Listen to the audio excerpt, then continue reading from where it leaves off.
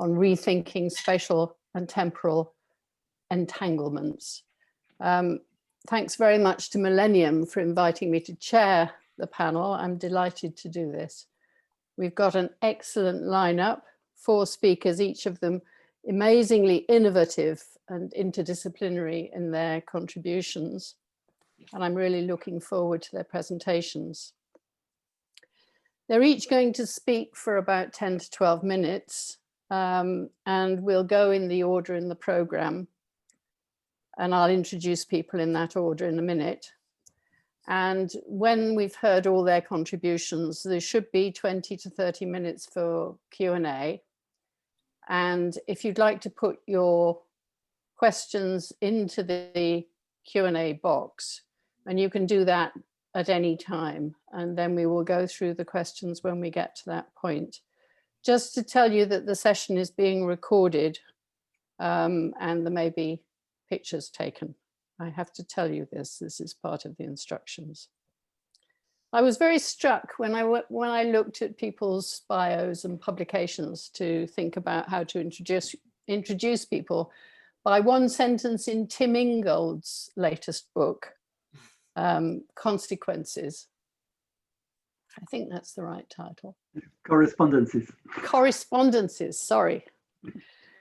One sentence really struck me. The sentence goes, "Humans come and go, obsessed by passing troubles, but trees stand their ground."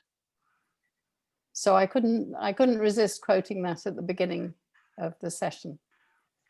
Okay, so in the order in the program, we're going to have Tim Ingold first. Tim is Professor of Social Anthropology at the University of Aberdeen.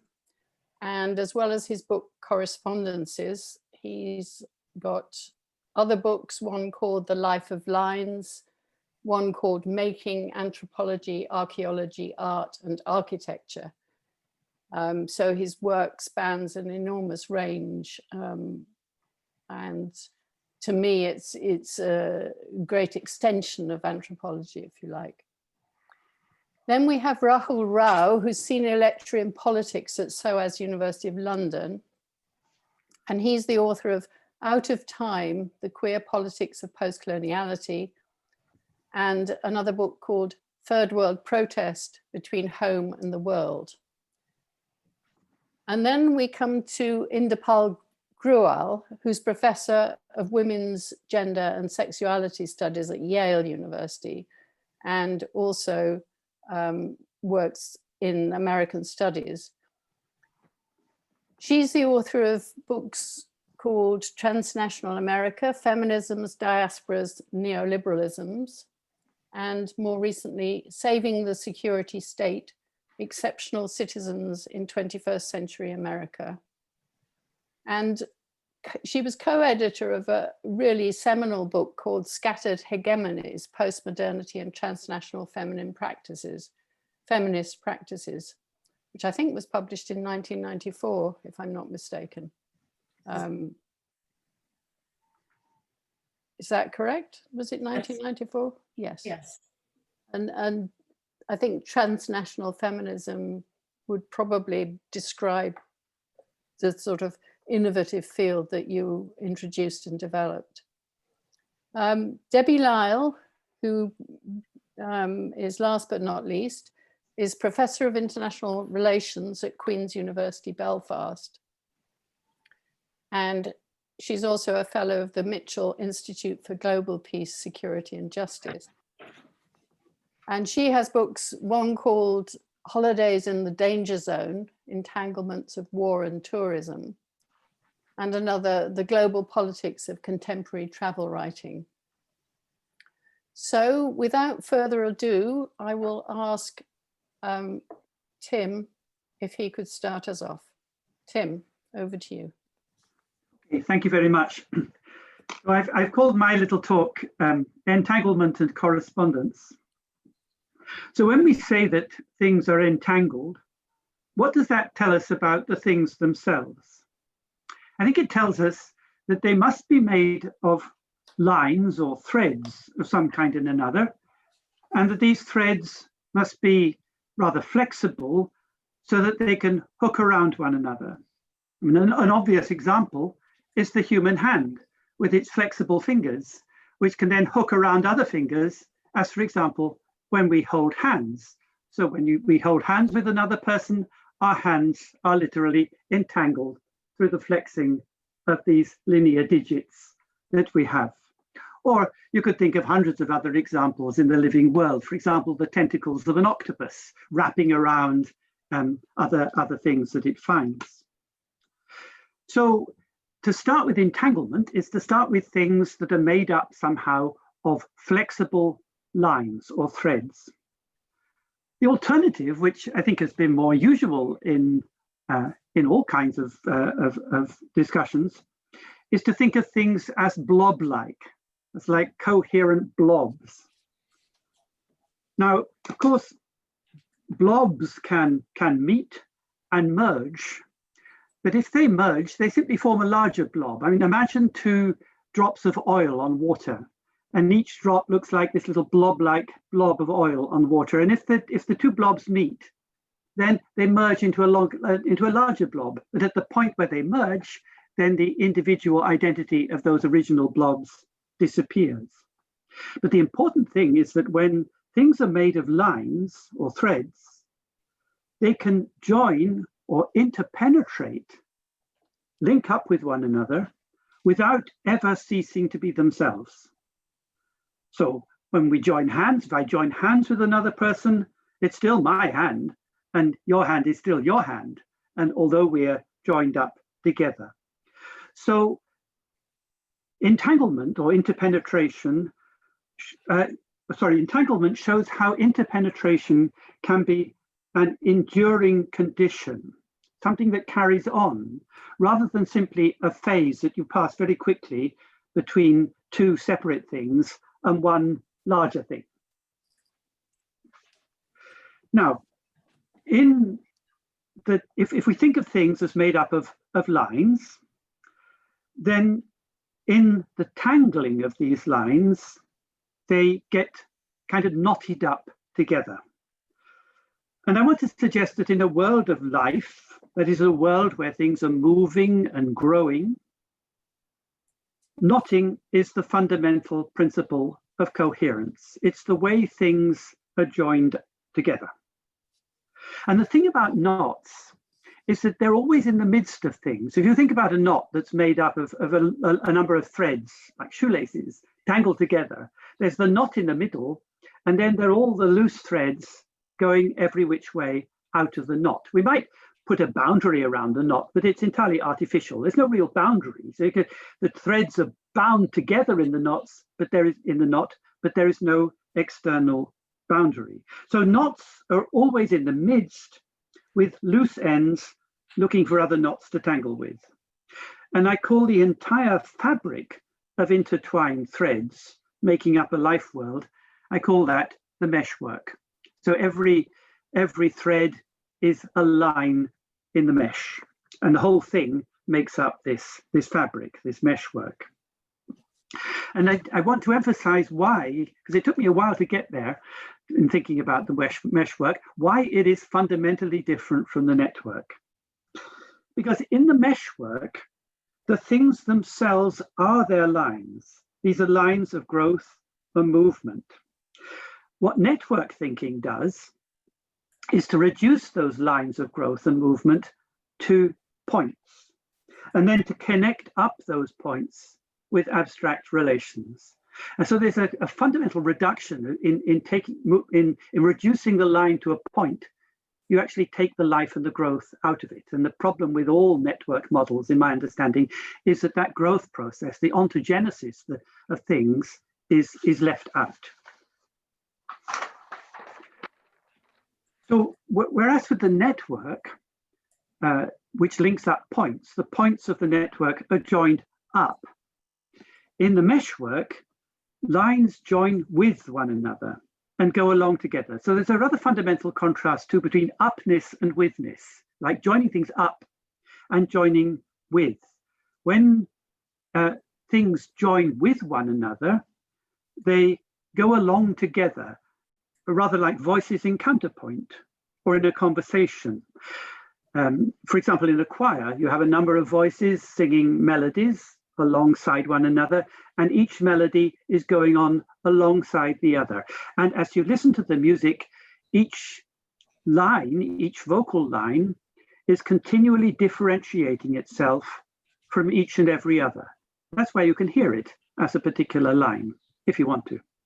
And I call that process by which lines continually differentiate themselves from one another as they go along together as interstitial differentiation. So that rather than things being joined up from the outside, things are dividing, differentiating themselves from one another from within, from the inside of the process as they're going along together. Now, you could describe this process of interstitial differentiation, I'm sorry about all these terms, as a combination of commoning and variation. Now, by commoning, which it makes a verb out of the word common, commoning is not about discovering what you all have in common to begin with. It's not about reverting to some kind of baseline of commonality. It's rather about reaching out to others who are different from us. So in commoning with other people, commoning with you, I would cast my experience forward in my imagination in ways that can join with your experience, and you do likewise, so that we can thenceforth go along together. This idea actually comes from the thinking of John Dewey, who put this forward much way ago, about how communication, in his view, was about precisely that, about you and I casting our experience forward in our imagination so that we can find a degree of like-mindedness so that we can continue going along together in difference. So clearly there can be no commoning in that sense without variation. People have to be different in order to commune. But the opposite holds as well. There can be no variation, no difference without commoning, because it is through going along together that we also differentiate ourselves from one another. So commoning and variation go along together and entail each other, or commoning and difference, if you like. Now, I want to call this process by which beings, living beings, maybe human, maybe not, the process by which beings go along together and answer to one another or respond to one another over time, I want to call that correspondence. I mean, correspondence not in the sense that some people use it as one thing matching to another, or this or a representation corresponding to the truth. I don't mean it in that sense. I mean correspondence in the sense that when we used to write letters to one another, the correspondence of voices in conversation, or in gifts, or in holding hands. Two beings going along together and answering to one another as they go. And I want to argue that this correspondence is founded on three principles, and these are the principles, first, of habit, secondly, of agency, and thirdly, of attentionality. And I'm going to conclude, I think I've got, you're keeping time, however many minutes I've got left, two maybe. I'm going to conclude by saying a word about each. First of all, I want to contrast the principle of habit with the principle of volition. With volition, my intention comes before the action. So what happens, what I undergo, what others undergo, comes between the intention as an agentive cause and its effects in the world. But in habit, I'm inside the action and am transformed by it. So for example, in my habit of walking, it is my walking that walks me. So walking is something I do, but it's also something I undergo. And the thing about habitual action is that the doing is inside the undergoing. That's what it means to dwell in habit. That's the first thing. The second thing is that with habitual action, rather than my agency being the cause and the action the effect, the agency is inside the action. So it's not a question of I did that, but rather something goes on and I say, was that me? So I'm discovering myself in and through the action in which I'm involved and which I'm both doing and undergoing. So in that sense, I, the actor, am continually emergent from within the action itself.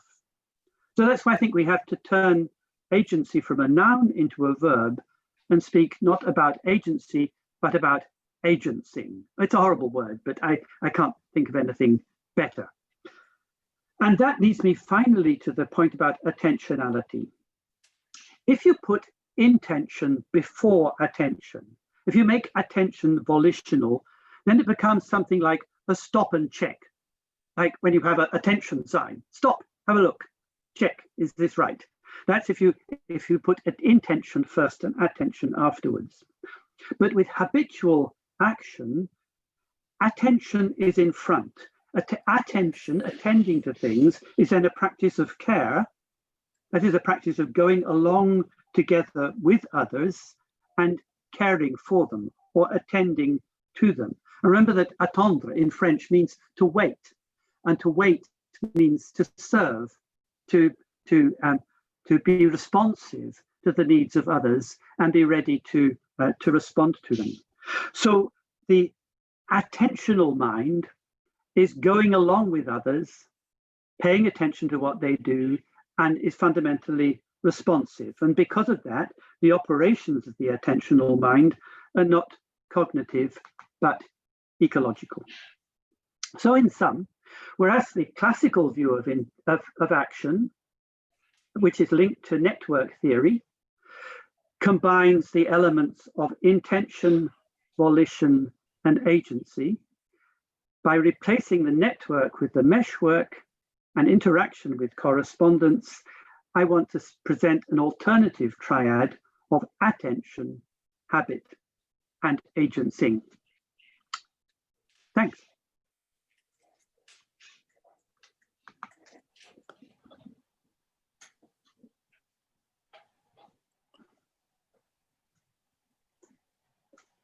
Shall I Sorry. start, Jenny? I beg your pardon, I muted myself because I was coughing and then I forgot I was muted. Sorry, yes, can we move on now to Rahul? Thank you. Thanks, Tim, for that wonderful presentation, which gives us lots of images and different ways of thinking about entanglement. I want to come at this maybe from the perspective of a project I just completed, a book called Out of Time, The Queer Politics of Postcoloniality.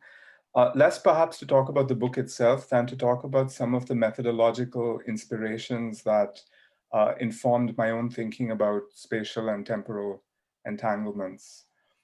In the book, I was centrally interested in the politics of the Ugandan Anti-Homosexuality Act, which was a draconian piece of legislation that wound its way through the Ugandan political process for 5 years, from 2009 to 2014.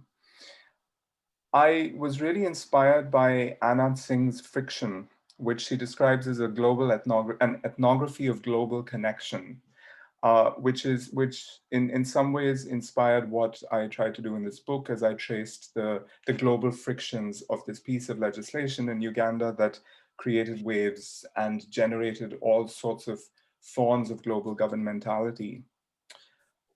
In her work on the destruction of Indonesian forests, Singh offers a fascinating account of the global connections at the heart of processes of deforestation and their contestation, without resorting to the global-local dichotomy. There are no levels of analysis, as we would call them in IR in this book. The global is not far away, and the local is not just here. The global is crafted in specific locales. She argues that the universal aspirations of capital, knowledge, and political alliance must travel across distance and become practically effective through friction, which she describes or defines as the awkward, unequal, unstable, and creative qualities of interconnection across difference. As she explains it, it is through these contingent and botched encounters that the universal comes to be both effective and limited. So the metaphor of friction here, I think, is really interesting. Heat is generated when two surfaces are rubbed against each other. And that captures something of the difficulty of the encounter or the entanglement, the resistance of the surfaces against each other, but also the productive potential, the generation of heat energy, which does something. So we have, I think, quite a large literature on encounter across disciplines. And if I might just throw out some well-known titles here, Edward Said's Culture and Imperialism, Lisle's The Intimacies of Four Continents, which we'll be discussing tomorrow, Neville Hoad's African Intimacies, Keguro Macharya's Frottage, Debbie Lyle's Holidays in the Danger Zone, Entanglements of War and Tourism. One of the things that intrigues me about these words that we use to describe encounter, entanglement, intimacy, friction, frottage, is that they're all quite sexy words. They seem to alert us to some kind of libidinal charge or libidinal stakes in the encounter. They conjure up these images of bodies rubbing up against each other, bodies that sometimes insert selves into others, what we would call in IR intervention, some of which are consensual, some of which are coercive, some of which are troubling amalgams of the two. Sometimes these encounters result in exchanges of substances, what in IR we call relations, the R in IR. And sometimes those exchanges lead to feelings of depletion or production. This is what we're talking about when we think about power. So while I was mainly writing about the geopolitics of sex in this book, I also began to think about the sex of geopolitics. And here I was obviously following in the footsteps of Cynthia Weber's Faking It, which I think is perhaps one of the first titles in IR that makes us think seriously about the libidinal stakes of geopolitics. Lest you think that such readings are the product of the feverish imaginations of queer theorists with too much time on their hands, I want to alert you to the understanding of sexual intercourse with which the Indian Supreme Court has worked across a long line of precedents on questions dealing with the rights and wrongs of erotic encounter. What I find really intriguing about this definition is that when it comes to defining sexual intercourse, the court has reached for metaphors from the worlds of trade, commerce, and geopolitics. If I might just quote the definition that the court uses, first in a 1925 case, this is not the Supreme Court of India, but the predecessor courts, in a case called Kanu versus Emperor, but cited all the way up to 2013. This is the definition the court uses. By a metaphor, the word intercourse, like the word commerce, is applied to the relations of the sexes. Here also, there is the temporary visitation of one organism by a member of the other organization for certain clearly defined and limited objects. Remember, the court is talking about sex here. The primary object of the visiting organization is to obtain euphoria by means of a détente of the nerves consequent on the sexual crisis. But there is no intercourse unless the visiting member is enveloped at least partially by the visited organism, for intercourse connotes reciprocity. So this is a definition of sexual intercourse that uses words like commerce, visitation, détente, crisis, and reciprocity. It seems as if institutions of the state themselves cannot disentangle sex from geopolitics. So this is less about us reading things into the text than about the institutions of state themselves functioning in these ways. I want to shift tack slightly to think about the title of this roundtable itself, and I'll come back to the preoccupations of my project in relation to the title. So the roundtable is called Spatial and Temporal Entanglements. And I want to slightly take issue with the "and" here, because it invites us to separate spatial and temporal and then bring them together.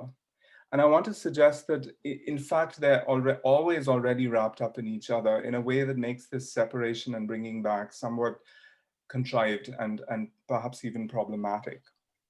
So the particular context in which this became a problem for me was that I started out my project thinking with the queer theoretical literature on temporality, which comes out of an antipathy towards mainstream Western LGBT movements, which are perceived as striving to overcome queer marginalization by trying to assimilate into the hegemonic temporal trajectories of homonormativity, or they're trying to conform to what Elizabeth Freeman calls chrononormativity, which she understands as writing oneself into the linear stories of individual accumulation, success, happiness that liberalism sells to us.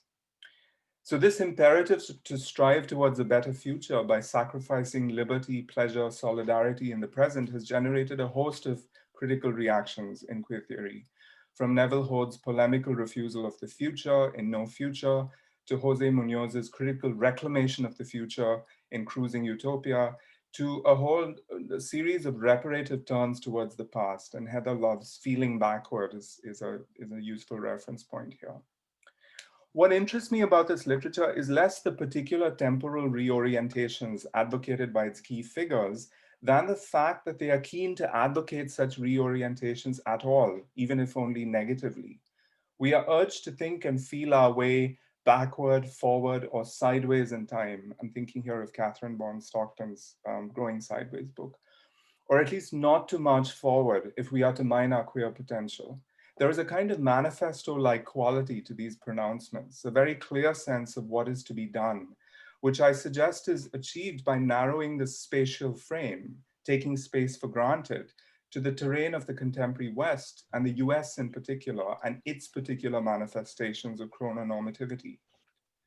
But if, on the other hand, we were to take seriously the unevenness of space, the heterotemporality of the global queer political present, things get harder, more complicated. It becomes more difficult to advocate such singular reorientations of political temporality. So a lot of my book departs from a single statement, which is a staple of a lot of queerphobic discourse in the global South. And that statement is homosexuality is Western. On the surface, this appears to be a spatial claim, but it also stakes out a temporal position on the question of homosexuality. The claim that homosexuality is Western has mobilized a whole series of activist archival efforts which try to demonstrate the existence of same-sex desire in non-Western locations. Much of this work evinces a particular interest in searching for signs of such desire in a pre-colonial past, with which it might effectively refute conservative claims about the supposedly alien and Western provenance of such desire. The pre-colonial past is imagined as a space that is entirely indigenous, uncontaminated by contact with the West, or indeed any other external influence. And so a temporal quest becomes central to the effort to demonstrate spatial belonging within the nation, even if the nation itself did not exist in the earlier time being excavated for this purpose. So if I were to coin a slogan describing the spatio-temporal imaginary of every nationalist, it would be, the past is native, the present is a mess, and the future will be native again.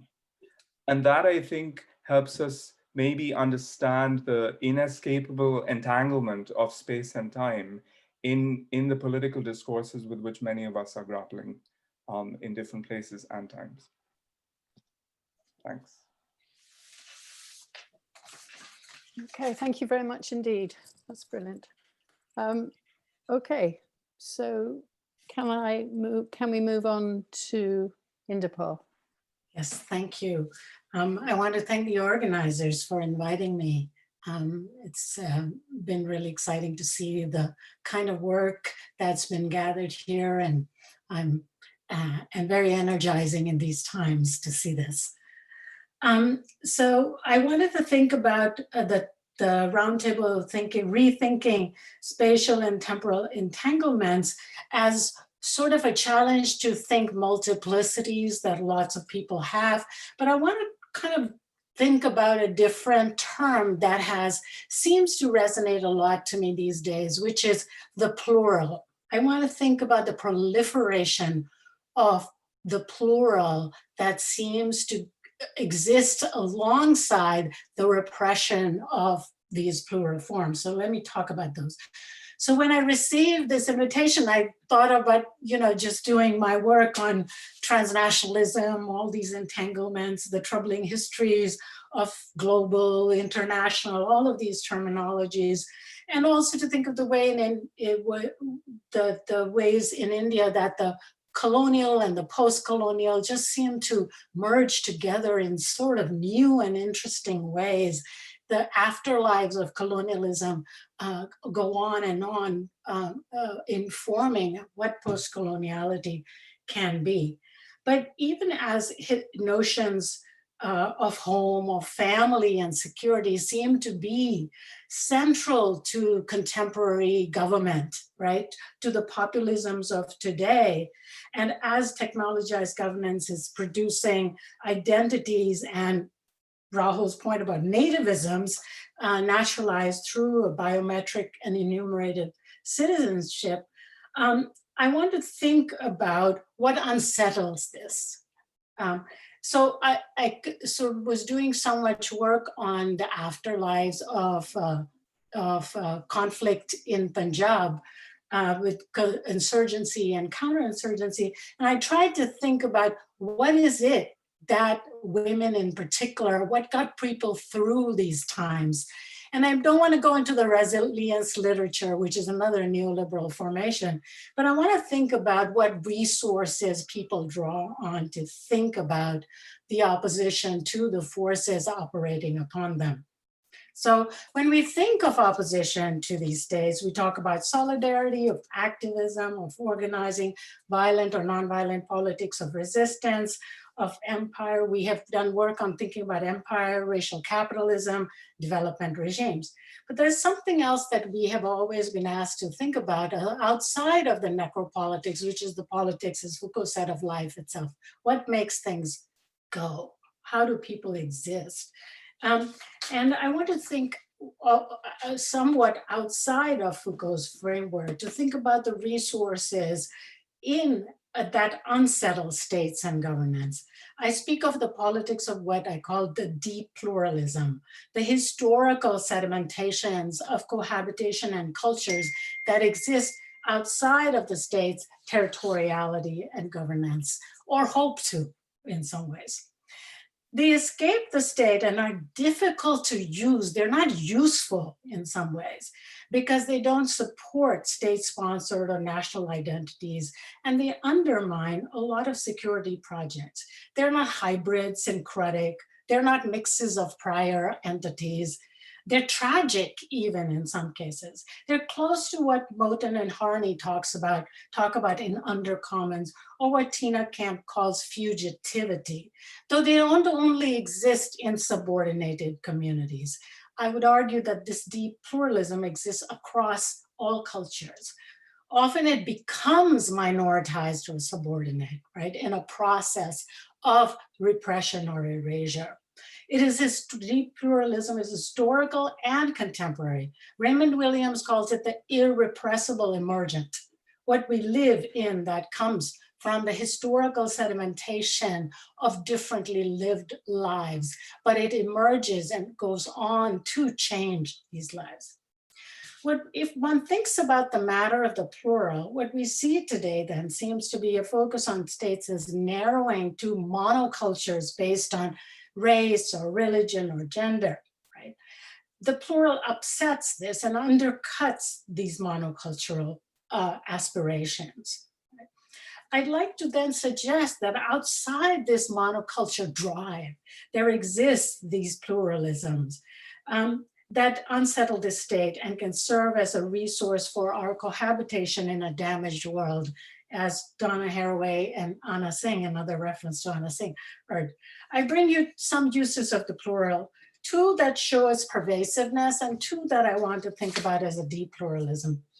First, in the context of emerging social movements, I'm struck by the interest of the emergence of the pronoun they as a new formation of a plurality of within a singular selfhood, a gender fluid selfhood composed of more than binary gender, right?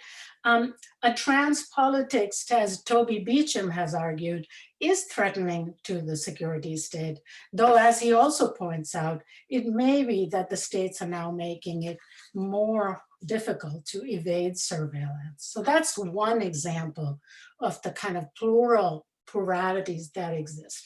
Second, there's the plural in political theory. Jan Werner Müller has recently defined populism as an anti-pluralism at the level of party politics, right? And at the level of constituting the people. He argues that authoritarian tendencies today can only be opposed by plural democracies. Partha Chatterjee, on the other hand, argues that the concept of plural democracy is weak theory, which asks for minorities only not to be excluded. It does not challenge the claim of the majority to dominate. So those are sort of the ways in which we've been talking about pluralism. But I want to turn to a concept of deep pluralism in the work of scholars of culture and religion. And my examples come from the area I know best is South Asia. For these scholars, what plural means is not so simple. And the identitarian often hides the plural because it's difficult to incorporate such pluralism into political inclinations. People's religious practices, for instance, they argue, emerged in relation to identities, bounded identities, but they continue to be plural in all kinds of ways. People worship across these identities. They visit in India pirs and dargahs and temples and shrines and seek support and help from across different divinities. Vivek Taneja shows in a recent ethnography about one dargah in Delhi, in Firoz Shah Kotla, where supplicants from all castes and religion leave notes asking for help for a range of personal and economic, all kinds of problems that they face, enacting what he calls an intimate sovereignty.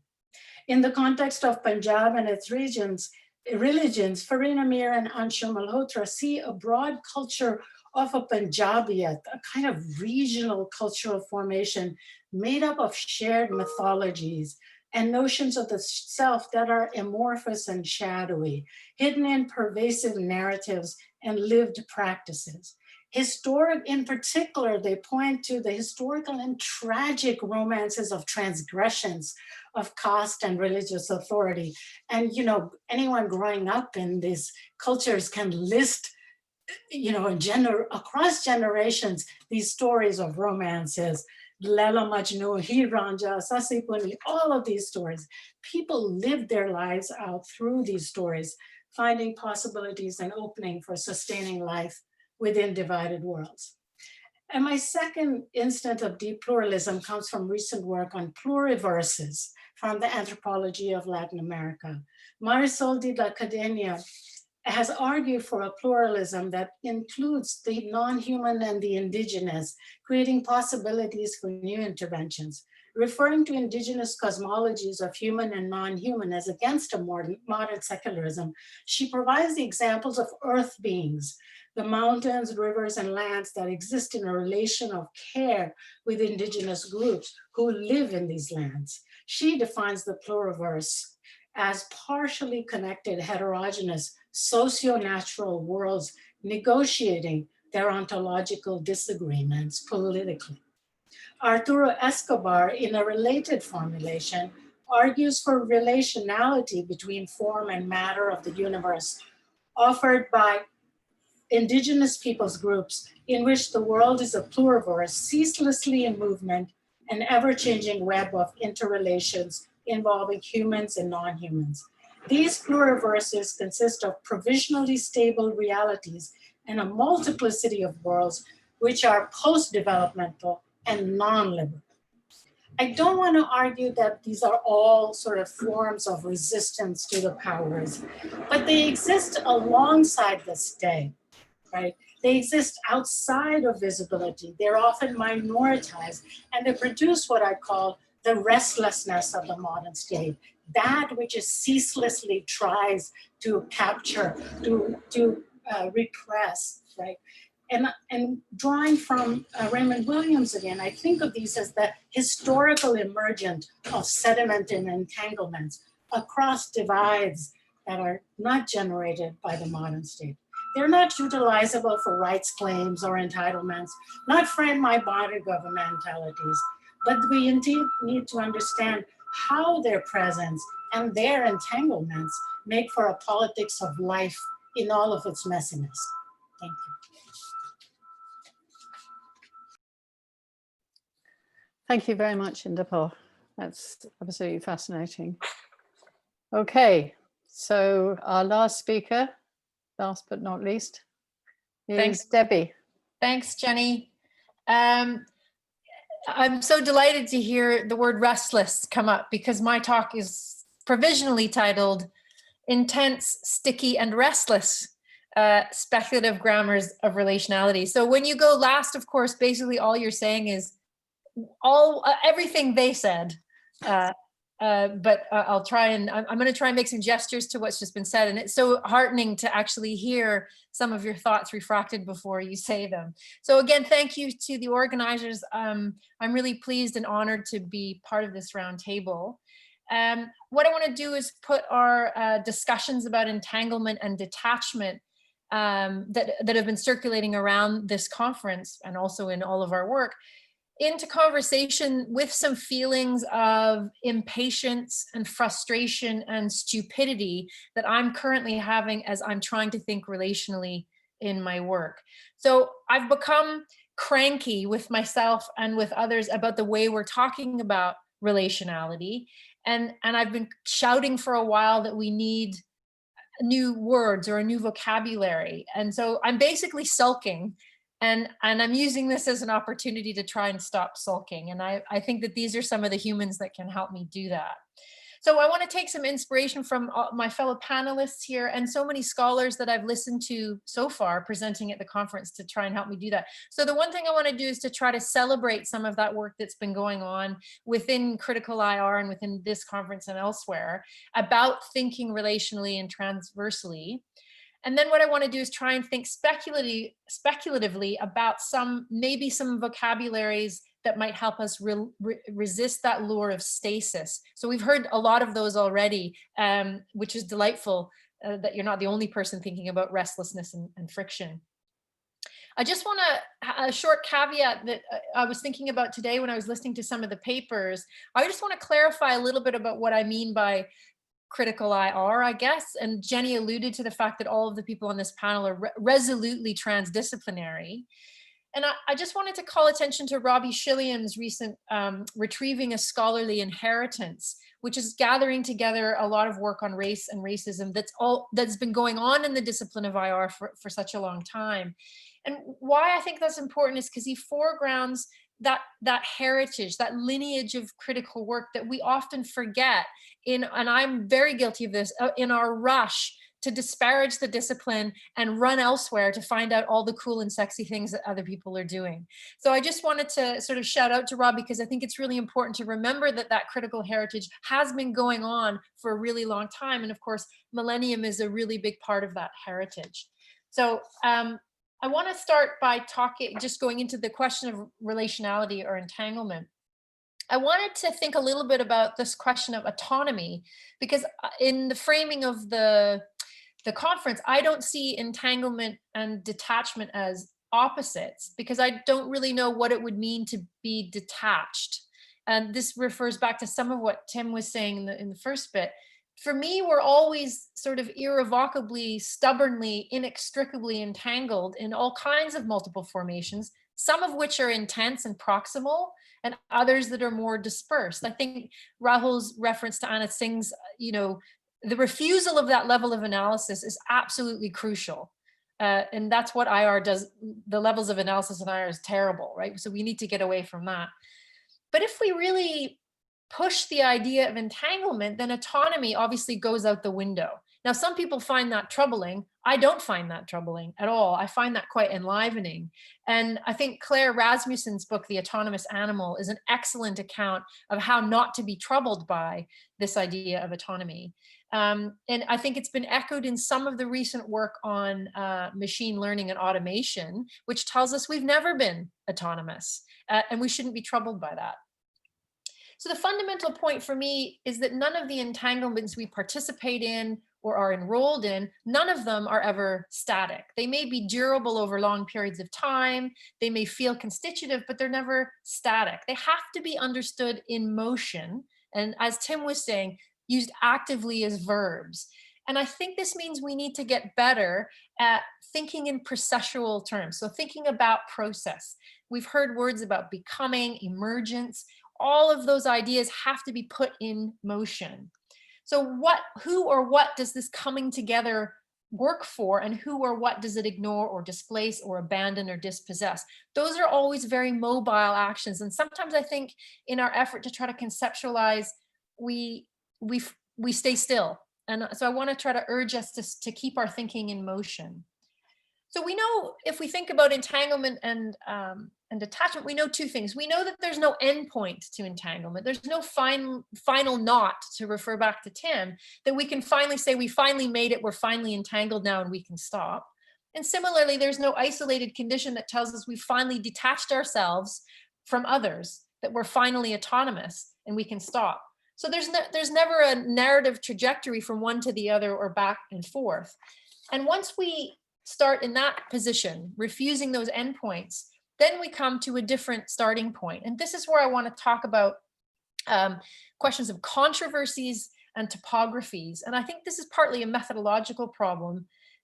Some people who've been working on this would think about this in terms of how do we know when a durable entanglement ends or when it overlaps into another? And people who've been working with Latour or ANT would answer that we stop following the actors when they stop making a difference. But as, of course, the Millennium Conference a few years ago, who was that explicitly dealt with this, we know the risks of producing what's been called a flat ontology. So I think some of the work that's using controversy as a frame to keep things in motion has been really useful. And that's going on, I think, at the edges of some IR. I'm thinking of Claudia Aradau's work. She presented a paper today on non-knowledge. Her work is constantly around unpicking these controversies. It's really, really helpful. And what I'm trying to celebrate, I think, is what are the things that we've been good at doing? And some of the things are that we are good, and we have been good, and our heritage tells us we've been good at foregrounding those logics of inclusion and exclusion, some of the new ones, but also the familiar ones. And the best work, I think, is looking at how those logics mutate, how they operate, how they land, how they become entrenched, and how they become overturned. So I think all of my panelists, all of the work that they have done has been able to show us that, the entrenching of asymmetries and also their overturning. And I like the way that their work animates and is in motion. I think for those of us who are working with one foot always in IR and one foot obviously out of it, I'm interested in pushing us beyond being constrained by that epistemological horizon of always only looking at the sovereign order. The sovereign order is not the only order that operates at the global register. So I think we need different ideas. We know the sovereign order is one of the most important, but there's all kinds of other ones. And I'm wanting to push us outside of that. We're always beholden to looking at that. And I think some concepts that have been really useful here, one of them we heard last night, on infrastructure. So a lot of that work on infrastructure, Lala Kilili, Charmaine Chua, Deb Cowan, Martin Coward, trying to use a frame that seems static, but putting it in motion to get us to look at the intersecting global orders. And also some work that's using ecology to look at how things are coming together, but bringing in that non-material, especially in light of what we might call anthropogenic climate change. So here, Jairus Grove's work or Fuller and Gorionova's work on aesthetics. So those are some of the things that are enlivening me and exciting me and helping me to stop my sulk. But I'm trying to think as well about some new vocabularies that might push us even further. We've done, of course, a lot of that work getting rid of the reductive account of something like agent and structure. I don't want to go through all of that, but Tim said something about early in the talk about starting in the middle. And I think that's a really important, the feeling of being in the midst of. This is that Deleuze, the famous Deleuze quote of you slip in, you enter in the middle, you take up or you lay down rhythms. And those starting points are really important. And of course, Tim's work on correspondence is crucial there. So the first set of vocabularies I would want us to try and start thinking more about would be something around the idea about intensities, because entanglements are characterized by different intensities of connection, of attachment, of interpenetration. actors and objects and entities become more or less entangled with each other or more or less dispersed, but they're never detached. So I'm interested in the intensification of those entanglements, and how we might think about talking about them in motion. So here we need to think about speeding up and slowing down in terms of co-emergence. We might want to talk about things like coagulation or thickening or multiplication, or as Inderpal was talking about, the pluralization. But also we have to think about when those intensities wane, where they slide away, where they thin out, where they become weak, and the consequences of that.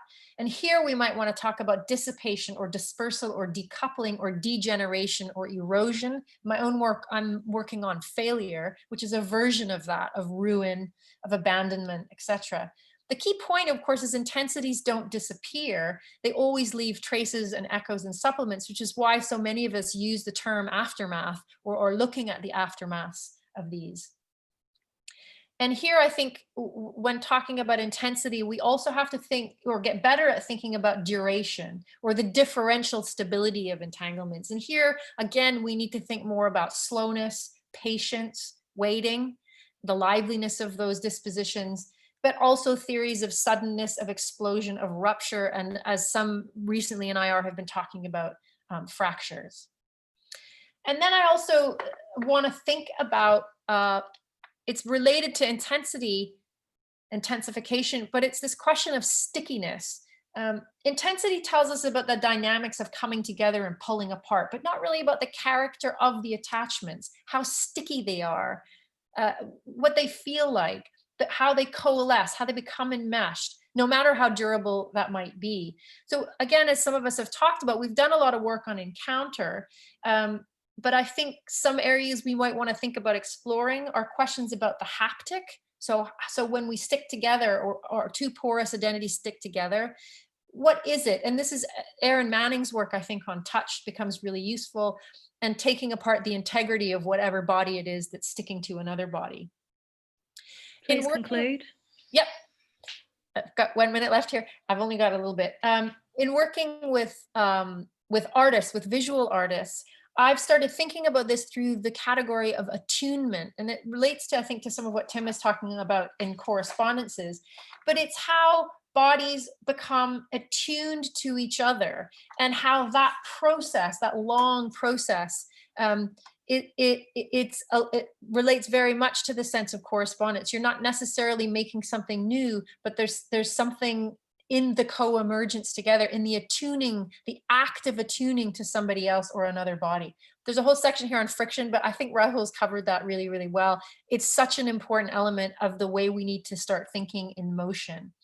And so bringing us back to, just to end, what I think we do well, I think, or taking inspiration from that, a more lively, dynamic, and absolutely restless vocabulary is needed to enliven the critical work that I think is going on, because it does help us attune ourselves to the ways that violence is being hidden, is coming in unexpected places. But the virtue of restless thinking is that we don't foreclose a spatiotemporal horizon. We remain in the realm of the experimental, the speculative, and the creative. Thank you. Okay, thank you very much, Debbie, and thank you, everybody. We've already got a comment and a question in the, oh, we've got more than one. Let me just get so that I can scroll down the questions. So we'll start straight away to work our way through these. Let's just take the first three, first of all, and then I'll ask the panel. The panel, can you see the comments in the Q&A? So you can be thinking about them in advance. The first one from Javier Poveda. I think the problem of biometrics and national identity goes as far as the end of the 19th century. Let's consider that Francis Galton, who's considered the father of eugenics, thought in a biometric state. So I think that's more of a comment than a question.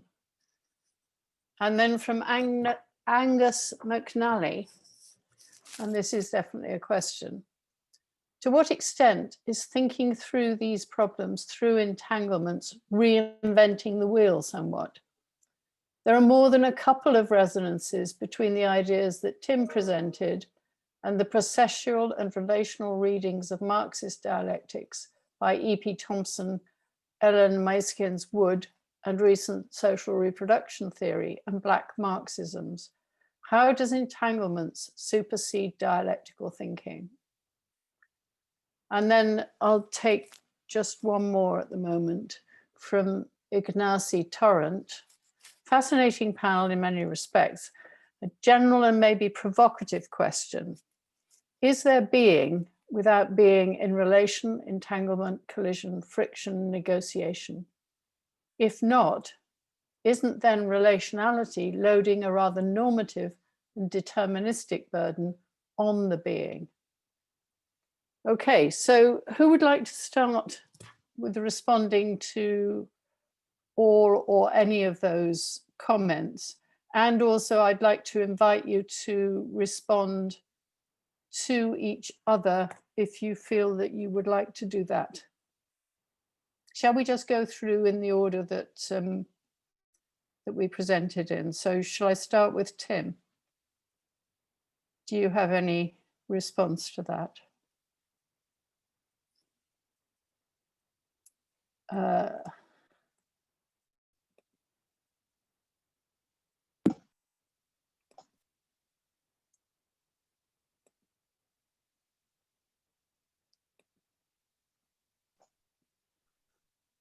Do you want me to answer the first question or all of them, or just the questions that are on there that I can answer? If you could focus on the first three for the moment and First just pick and choose okay, whatever so you would like to comment on. Okay, so this one from Angus. Are we reinventing the wheel? To which my response is, I couldn't care less if we're reinventing the wheel. It's an irrelevant issue. I mean, that the question is, your question was, how does entanglement supersede dialectical thinking?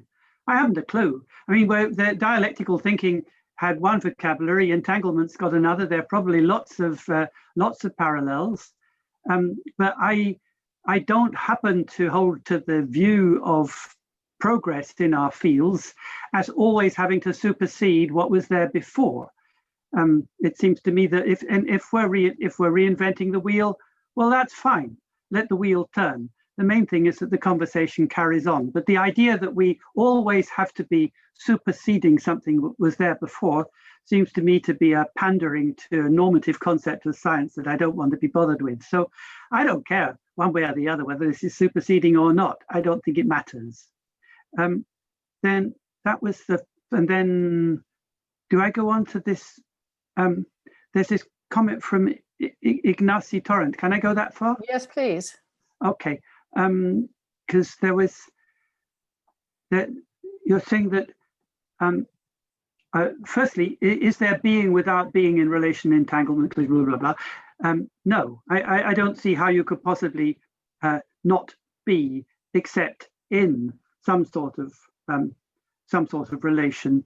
But I don't think that means I don't actually like the concept of relationality, because it's turning a process into a thing. And there's this horrible, if I have a crankiness about the sort of vocabulary that's being churned out in these kinds of fields, it's always what I call the reification of hyperabstraction. You take a perfectly good term, like time, then it becomes temporal, then it becomes temporality, then it becomes multiple temporalities, and you're back where you started with. And that's what's happening with relationality too. It's a bad word. We're talking about relations. You relate a story. It's a way of carrying it along. We relate our lives. We live. Let's keep it at that level and stop hyping it up into meaningless abstractions, which you then pretend are things. And then you don't get into this normative deterministic problem. I think I'll stop there. Thank you. Oh, just one last bit at the bottom. Oh, yes. Question to Tim about the rhizome. I don't know if we're going on that far, but Can we just... But I'll stop there. Yeah, I'll leave that Yes. one because that's too far down. Yeah, let's take the next three as a group in a minute. Yeah, okay. So that's me. Rahul, would you like to Yeah, comment on those? maybe just a response to Angus's question. I also don't necessarily think, also not interested necessarily in superseding dialectical thinking. I think, in fact, there are lots of great insights from Marxism that might be reframed as insights about entanglement and detachment. This may be also a partial response to Debbie's point about detachment, so I agree with you, Debbie, that it's odd to think about detachment, but what I think might be interesting to think about is the affective experience of detachment, even when one is entangled, the phenomenology of detachment, if you like. And here I think, Marx on commodity fetishism is a great account of detachment. Why is it that we feel detached from a production process? Why is it that we feel detached from the way in which a commodity is produced? And he's trying to provide an account of exactly that, of detachment, while trying to encourage our acknowledgement of our attachment to the commodity. And maybe also just thinking in processual terms. I think, for example, Doreen Massey's account of space and place is very much a processual account of space and spatial entanglements between here's and there's and elsewhere's. And so in all of these ways, I think I'm not so much interested in superseding Marxism as in thinking about the ways in which we might draw on its insights to engage precisely with these questions of entanglement and detachment. Okay, thank you. Inderpal, did you want to come in on either of those? Yes, I think that listening to everyone and looking at the questions, one area that I would flag that has been really important in shifting our thinking is what we call the mobilities turn, which is the ways in which, as Tim is saying, we need to think of movement. We need to think of something that becomes a verb rather than a noun, right? We need to think of a state as something that is not a fixed entity in time, but it's always shifting and changing. People, as much as we think of people and the move, as much as we think of subjectivities changing over time, we need to think of all of these things that in IR and many other fields have thought of as entities that are normatively static in some ways. They're settled, and they are not, right? So some of the work on the mobilities turn is really, I think, interesting to think in terms of these questions of process and relationality.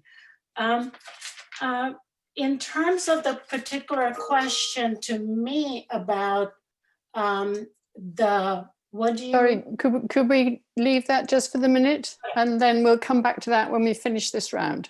Yes? Sure. Okay. Can I just go to Debbie now for your comments on those couple of questions at the beginning? Yeah, I mean, I would agree with what my fellow panelists have said here. The one thing I would say about the kind of the heritage of dialectic thinking really is about that question I was talking about a horizon. And where I think I would depart with that tradition would be to say, I don't want to think about that utopian endpoint. I don't want to think in terms of a horizon, because for me, that always brings with it questions of redemption, correction, etc. So in the work I'm doing on failure, I'm trying to work and think against that sort of projection and trying to be more humble in keeping my normative commitments much more open-ended and porous. Whether I succeed or not, who knows? But this leads to that second question. I agree. I don't know what it would mean to be non-relational, despite the fact that we all have feelings of detachment. But it's the sort of, it's that question of modesty or being humble about your normative commitments. That's what I mean. That we don't need any more theories in this discipline or another that promise us to fix everything. We don't need any more of that. We've seen the harm that that does. So now we need to think differently. Okay.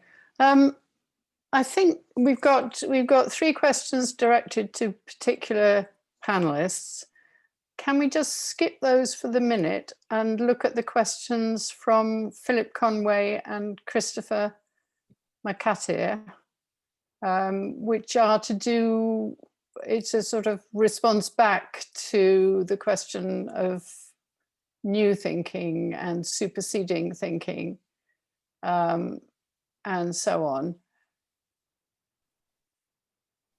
And to do with the difference between what we're talking about now and dialectical thinking.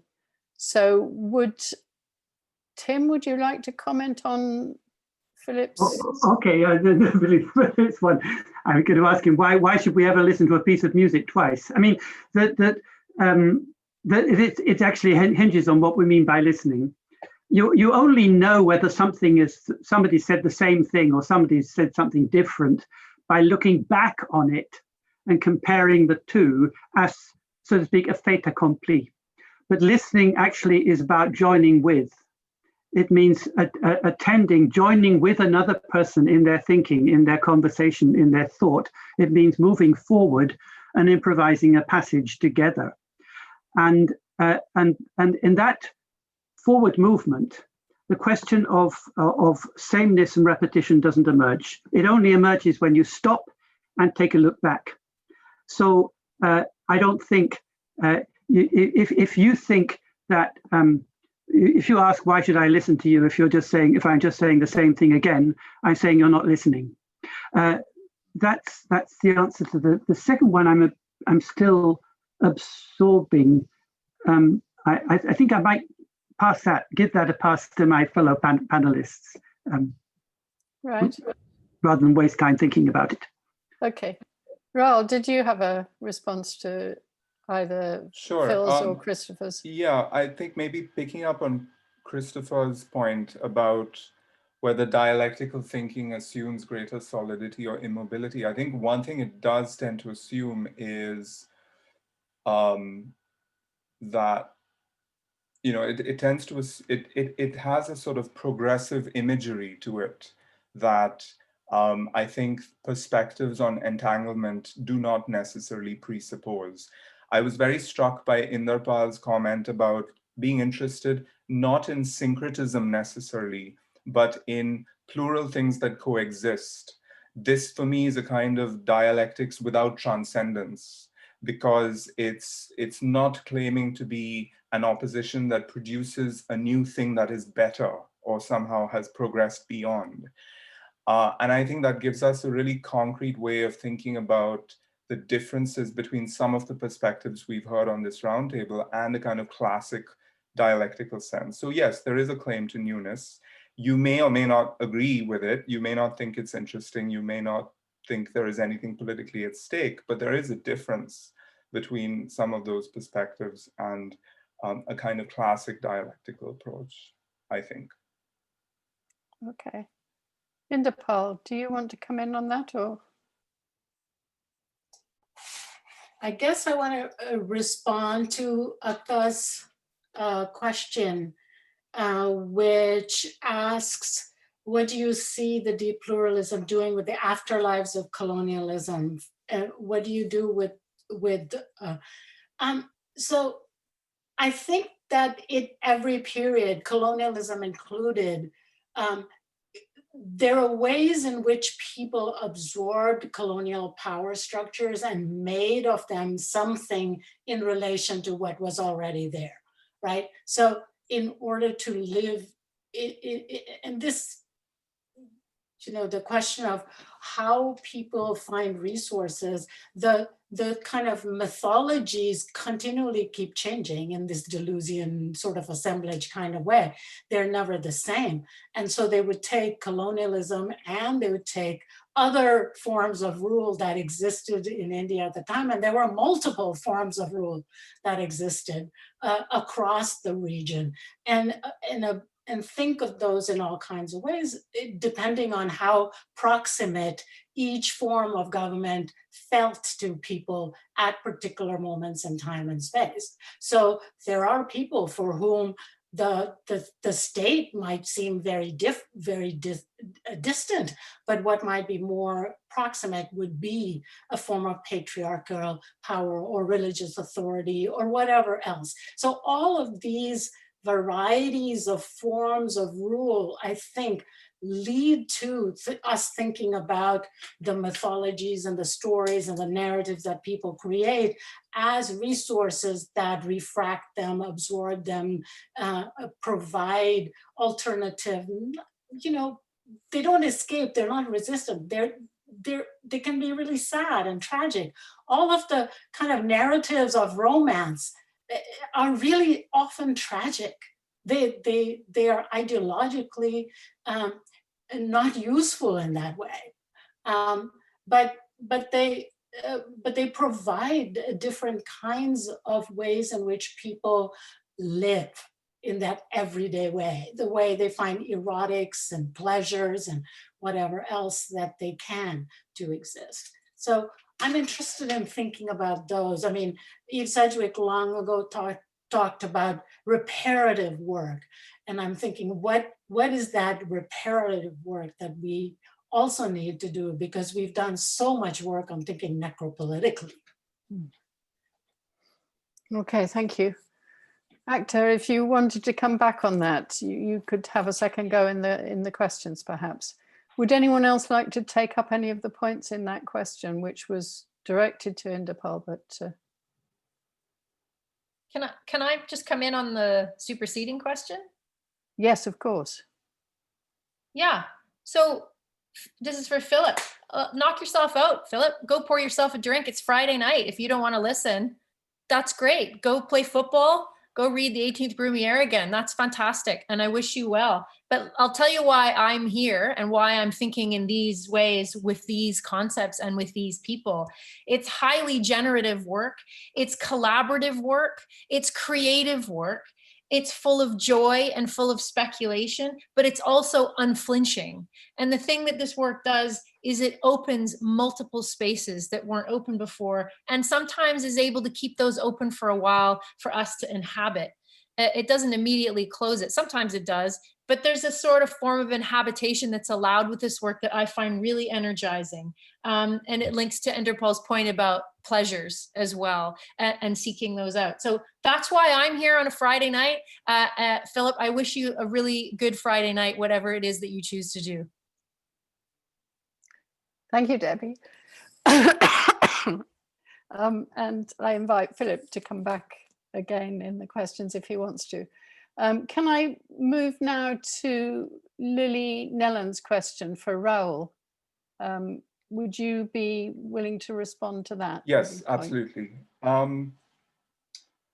Thanks for your question, Lily. This was a big preoccupation, as you can imagine, given the very specific Anglo-American provenance of the term queer.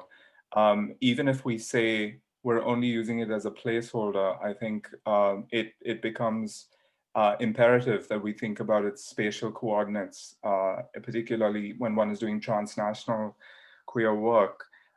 So I, in my book, use the Ugandan term for the community kuchu, which is the umbrella term that the Ugandan queer quote-unquote community uses to describe its sexual and gender non-normativity. One thing that was very striking is that not all non-heterosexual Ugandans chose to use the term kuchu. Some people thought it was too politicized, that it connoted in-your-face activism, and so that was not a term they chose for themselves. And what was interesting is that the term kuchu seemed to produce the same fault lines in Ugandan gender politics as the term queer produced in Anglo-American gender politics. And that made me think that rather than searching for the perfect placeholder term, what was more important was to think about the function of the placeholder. What work is that placeholder doing? What kind of community does it delineate? So I sort of abandoned the search for a perfect unimpeachable term and became more interested in the political work that various terms did and did not do for various people in the project. Okay, thank you very much. I'd like to go now to Alexandra Spalinska's question to Tim, and then there are a couple of questions for Debbie, which I'd like to go to after that. So Tim, would you like to? Oh, okay. Have I used the rhizome concept? A bit, but I actually much prefer to talk about the fungal mycelium than the rhizome. I rather disapprove of the Deleuze's appeal to the rhizome because it's botanically inaccurate and so typical of so much discourse in this field that they might at least get their botany right. And the way Deleuze writes about the rhizome bears no resemblance to the botanical rhizome, so I don't want to use it. But for me, the fungal mycelium works very well for talking about mesh and the way meshes work. So I prefer that one. Could I just ask you to explain to a complete ignoramus what a fungal mycelium is? Oh, right. Well. When you see you know what a fungus looks like. The sort of ordinary fungus in a field or a forest. It's this thing with a little cap that sticks up from the ground. But that's only a fruiting body. Underground, there's a vast network of very, very fine fibers which link up all that particular fungus with all the others in the area, and this network of fibers can spread over many acres and sometimes can be hundreds of years old, and it links up with the roots of all sorts of other, particularly trees, for which they're very important, but other things, plants that live in the forest and communicate chemically. They serve as a sort of chemical messenger between these different plants. So the mycelium actually serves as it's been called nature's internet. It's a bit of a kind of fancy thing, but a bit gimmicky, but anyway, they're very important. Yeah, thank you very much. Okay, Debbie, would you like to take those couple of questions? One, I think there are two for you there. I think Christopher's point, I hope it sounds like he's joining me on our curiosity of trying to find new words. So Christopher, thank you for that. And if you think of any other ones, let me know. Harshvardhan has asked a really interesting question. If you haven't read his work on monsoons, and it's so excellent. So I would encourage everybody, don't listen to me, just go read his work and the projects he's engaged in. So this is a question about the field or the discipline that is provoking my anxieties. The first thing I would say is I'm always wary about the narcissism of navel gazing into your own discipline. Nonetheless, I think that if we're not anxious about our disciplines, then we're not doing something right. We should be anxious about our disciplines, deeply anxious, and we should never get rid of that anxiety. Or you can do it with comrades in the bar after the conference. You can find some moments of respite from that anxiety. But I think you've touched on a really important set of debates within, I'll just speak to IR, debates about method and knowledge production that we're currently having with ourselves, because we've discovered that all of these ideas, these new or old ideas that we are having are not matched by the kind of research methods that we are taught and the ones that we teach our students. So we're woefully inadequate in that front. And we tend to do these night raids into other disciplines like anthropology and look at what they do. But I think that debate within IR needs all of our attention all the time right now, and especially when it comes to teaching and with students, because the way that we are sort of delivering or translating our inheritance of method is so problematic. And I would want to call for a much more creative and transdisciplinary set of tools to help our students and help ourselves in terms of about the kind of work that this research calls for. So it's related explicitly to the set of ideas and concepts that we're trying to work through together. It calls on a different set of methods that IR has no has no heritage of telling us about. So I think you've brought up a really, really important and interesting debate that I hope I'm contributing to in some of my other work. And also in terms of students, one of them said to me, it feels like I feel like I need permission to be creative. And so I would want to join with my comrades in trying to give our students permission to be more creative in what they're doing with their methods. Thank you for the question. Okay, thank you. There's a comment, a response by ACTA to Inderpal's response to her first question. I don't know if you've got anything that you want to say to that, Inderpal.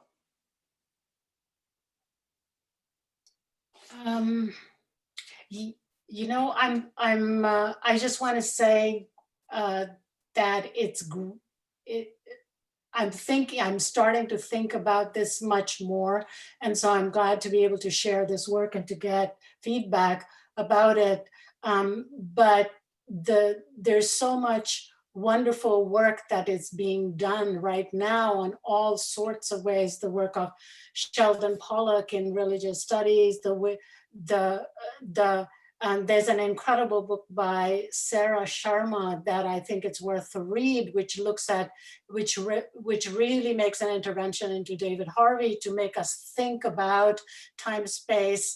What was it called? Time space compression, and to think about the inequalities within time and space, the entanglements of time and space that make the neoliberal work in some ways.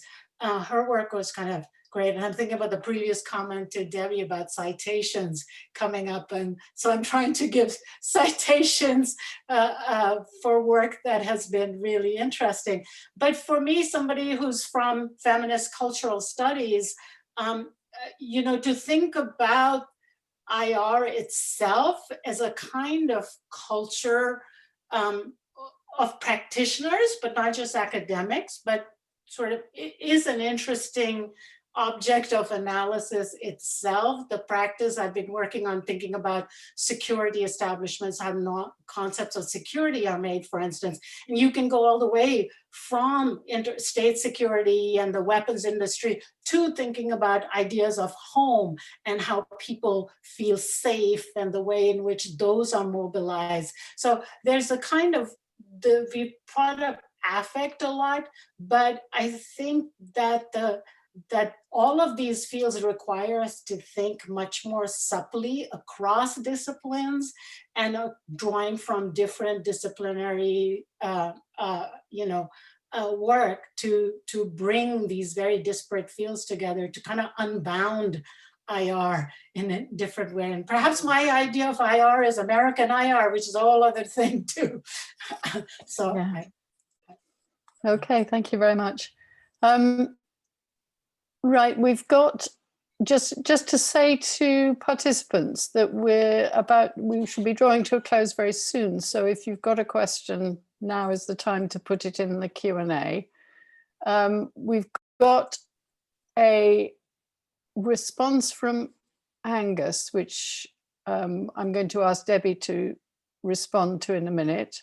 And also a comeback from Philip Conway, which I think, unless Tim wants to come back on that, I think that's an interesting response. This format makes it really difficult to have a proper conversation, but I think we're doing quite well. So let me just ask Debbie to respond particularly on this question of hope and joy. Okay, thank you. Thanks, Angus, for the clarification. So there's two parts of this, seems to me. The question, is this a theoretical posture? That's not where I am learning this stuff. I'm learning it from my students, my interlocutors when I'm doing my research. And lately that's been scientists, irregular migrants, visual artists. That's who's teaching me about these entanglements. Actually, I may find resonance in lots of theoretical work, but that's where I'm learning the most. So the dreaded question of hope, It's not a word that I use. I haven't found a way to use it, and precisely because it implies some kind of telos and some kind of horizon. So I'm trying to think outside of, not even outside of that. I'm trying to think in non-redemptive ways. I'm trying to think in non-cathartic ways that refuse the resolution, that refuse that idea of progress. I'm trying to, that's why I think ecology is quite an interesting way to enter. So maybe one day I will find a way to use the word hope, but I absolutely don't use it. I do use joy, but when I use joy, I mean it in a very, very fragmentary and very momentary way. You can see why I'm fun at parties, because I write about failure, right? Thanks. Okay, thank you. Just on this question of hope and non-redemptive hope, I just wanted to point people in the direction of Les Back's work. And I was trying to find the quote of his about hope, but I can't find it. But it was certainly a non-redemptive version of hope, which is very interesting. Okay, I'm a bit lost as to where we are. Oh, we've got some more questions. No, we haven't. Okay, so what I'd like to do now is to go back to the panel just quickly. And I'll start with Rahul, and then Tim, and then Inderpal, and end up with Debbie. And just to ask for any final reflections, any points on the discussion. Particularly what I'd like you to think of is responding to the other panelists and trying to bring some of this together, trying to entangle some of this a bit more, or bring out the entanglements that are there. That's a tough ask. We've gone all over the place. But I think maybe, and I don't know if this will bring anybody together, but just speaking for myself, thinking about the questions around discipline and heritage and lineage. Personally, I'm not very interested in disciplines, not just this discipline, but any discipline. I find that my work is more driven by questions and the desire to follow the question wherever it leads. And sometimes you stray onto territory that you may not feel disciplinarily very comfortable on, but in my view, that's not a reason to stop. There are various choices that open up at that point, one of which is collaboration, but another of which is learning something new, a new language or a new disciplinary frame or something, and doing it experimentally, perhaps even badly. But I find that more exciting than stopping because one has reached the boundaries of what is called a discipline. This does pose questions for teaching that are interesting, I think, because we've all got to start somewhere. And in a sense, for me, that's what disciplines are. They're starting points, but they're not necessarily where we have to end up. And if we think about the ways in which we choose disciplines, we often choose them. Again, speaking for myself, I chose my discipline at an age and a stage where I knew so little about anything that it feels like a bit of an accident. So that's just a sort of autobiographical confession on which I'll end. Thanks. Okay, thank you. Tim, would you like to? Yeah, thanks. I think, I'm not quite sure, but I think everybody else on this panel does have a sort of disciplinary affiliation to IR. I may be wrong. I don't have any at all. I don't think I've ever spoken in an IR conference before. So I've mixed with all sorts of disciplines, but with IR, I've never had to do this except having been a head of school, which included IR in the school. But and it's been a little bit surprising that I found a lot of the language basically going right over my head. And I think at the moment, and I think I share this crankiness with Debbie, when she started with, the state of academic writing at the moment is a disaster. We write appallingly badly, and we write in ways that are highfalutin, preposterously pretentious, and endlessly name-dropping. And for example, one thing I have noticed is the number of names and book titles that have been dropped. So maybe you don't affiliate to a discipline, but if you don't happen to have read this person or that person or the other thing, you're out of the discussion. And I really think, if we're going to, it's very important to think about words and metaphors and the things we use, but they really have to be used with economy and precision. And what really worries me is a complete over-the-topness in the way in which language is being thrown around in a kind of academic discourse where the people who are engaged in it don't realize how far away they are from the people they're talking about. And I don't know, I don't mean this as a criticism, but it's just that I feel like a real rebel. I'm really angry about what has happened with academic writing. And I really want us to learn how to write in a way that is really both precise and close to experience, close to the world that we're talking about. And I think it can be done, but it's not easy. And I wish we could stop recycling other people's phrases and really be absolutely precise about what it is we have to say, and then say it in exactly the right words with pinpoint precision. And I miss that in so much of this. Sorry, that was a bit of a grouse, but I don't mean that. But sort of a knee-jerk reaction, I think, would be the best way to describe it. Thank you. No, I think that's really useful to have. Inderpal. Yeah, I was going to say, I came out of literary studies, English literature, as a good post-colonial, trained to read British literature. So there's been a lot of unlearning one has to do in academia, but it only goes so far. One of the things that I have learned in being in feminist research for many years is that one of the things that feminists did was critique disciplinary formations right from the get-go. We're always upset about the ways in which disciplines are created and the forms of power that they enact, intimate forms of power, kind of methodological forms of power, all sorts of ways, sexual power, you name it, right? So being in feminism is something that makes you very attuned to thinking about the discipline as a form of power, and to be, the question about, what's new, what are you adding? In some ways, in the US, we are now dealing with a Supreme Court that believes in something called originalism, and it's something that we have to really grapple with in terms of thinking about what do terms do? What do gestures think about? And that comes from cultural studies.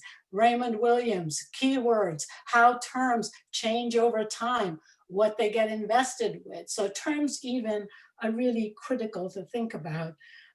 I was really glad to see somebody say something like a soupy IR. Debbie, you're thinking of a new term. Here's one, soupy.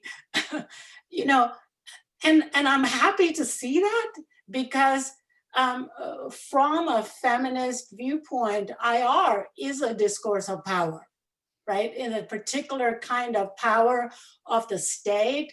And, one never forgets that. One never forgets that when you study kind of security, for instance. And so I'm really glad to see IR becoming soupy, becoming sort of all over the place. So I'm going to be kind of grouchy in response to Tim and say, I don't know about precision, but I'm glad to see the soupiness. I'm glad to see IR in particular, and I know you weren't talking about IR, but I'm glad to see IR become less attached to its kind of notion of what it actually is. Okay, thank you very much. There's a question right at the bottom for Rahul, which I don't think we have time to ask Rahul to answer, but it's Julio saying, I think I chose IR because it had funding and I wanted to run away from where I was. And I actually chose IR because I lived in Aberystwyth and we didn't have a sociology department or a philosophy department. We only had an IR department. So that's my story. Can I go now to finish with Debbie, and can you respond to Xian Yin's question, which is not the last question, but the last but one question? Okay, thanks. Okay. The question is, what would we expect if there's no horizon to look forward to? So how would you describe a future without progress imagery? I would describe it carefully. I would describe it in collaboration with others. I would describe it by experimenting and improvising, I think. But I wanted to end on a kind of a note about intellectual generosity. Sometimes when we talk about other work or we bring up another book or whatever, we do it because it is given us joy or it's opened a door for us. And we want to share that with other people to hopefully that they would have that experience. But I think in thinking about intellectual generosity, it's about cultivating two things. One is cultivating your own vulnerability. And that's a really challenging and courageous thing to do, given so many of the closures we're seeing, not just in higher education, but elsewhere as well. So it's cultivating your own vulnerability and having comrades around you that help you do that. And then secondly, of course, and relatedly, it's also cultivating a form of care that's continual, that can be painful, but that is necessary. So I just want to end by thanking my fellow panelists for being provocative and helping me think, but also just in their intellectual generosity in their work, but also in their engagements tonight. So thank you very much. Okay, well, thank you, everybody. I think I would like to end there, though there are a couple of more comments in the Q&A, which people might like to read before we do go away. I think there's one addressed to Tim from Jayanthi Siva. Totally resonates for me. I come to academic conferences hungry to engage with topics I'm passionate about, but it takes so much stamina to stay when there is so much jargon and so many words being used which don't clarify, but instead pull a veil over the issues. An intelligent person fluent in the language should be able to understand without having to look up every other word, in my opinion. Still, I'm still here and I will come back tomorrow since I do find value in these forums. And the opposite, if you like, from Christopher Makatia again, sometimes I think IR exhibits too much clarity, not too little. Surely it should be more murky, which is perhaps a more accurate depiction of actually existing world politics. So thank you, everybody. Thanks for a brilliant panel. Thank you all for taking part. And thanks for all the participants for a wonderful discussion. I think we've managed to have a really great conversation despite the constraints of Zoom and webinars and so on. And thank you very much to the organizers for putting this panel together. I think it's been a wonderfully productive exchange of views and exchange of positions across a wide range of fields. So can I invite the steward to unmute everybody so that we can applaud the panelists? I don't know if that's possible. It probably isn't. So if it isn't, we should probably just applaud each other. Okay, thank you very much, everybody.